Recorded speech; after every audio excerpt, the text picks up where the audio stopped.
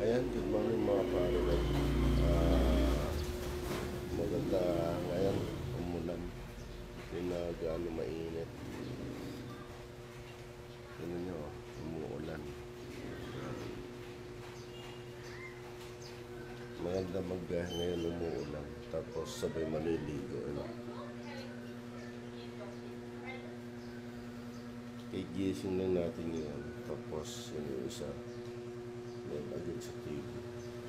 Kasi yan si Mami. Isa agad sa laptop.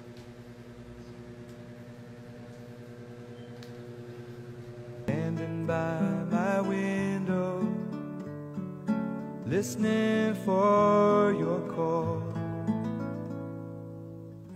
Seems I really miss you after all.